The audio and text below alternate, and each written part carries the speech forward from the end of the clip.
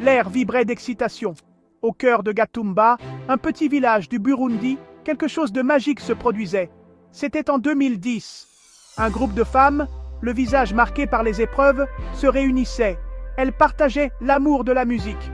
Elles partageaient un désir de guérison. C'était la naissance de la chorale de charité de Gatumba. Ces femmes avaient connu beaucoup de souffrances. Le conflit avait déchiré leur pays. Elles avaient perdu des êtres chers.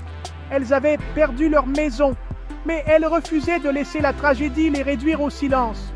Au début, elles avaient très peu, quelques tambours, leurs voix fortes et résilientes. Mais elles savaient les unes les autres. Et elles avaient le pouvoir du chant. La chorale est devenue un symbole d'espoir, un lieu où la douleur se transformait en musique, un lieu où les femmes pouvaient se réunir pour chanter, pour guérir, pour reconstruire. Leurs voix s'élevaient, de plus en plus haut. Elles chantaient au mariage, elles chantaient aux funérailles, elles chantaient pour la paix. Le monde a commencé à les remarquer. Puis, la tragédie a de nouveau frappé. En 2012, une inondation dévastatrice a balayé Gatumba. De nombreux membres de la chorale ont tout perdu. Leurs maisons, leurs biens, certaines, même leurs familles. Le monde regardait, retenant son souffle. La chorale survivrait-elle à ce nouveau coup dur? La réponse fut un oui retentissant. La musique ne s'est pas arrêtée. Elle s'est élevée au-dessus de la dévastation. Les femmes de la chorale ont puisé leurs forces les unes dans les autres. Elles connaissaient le pouvoir de leur chant. Elles ont chanté pour la guérison. Elles ont chanté pour l'espoir. Elles ont chanté pour un avenir meilleur.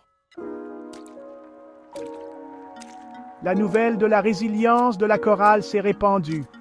Des gens du monde entier ont été touchés par leur histoire. Les dons ont afflué. Des musiciens ont offert leur soutien.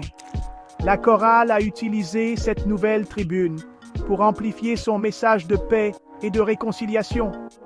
Elles ont commencé à voyager, partageant leur musique et leur histoire avec le monde.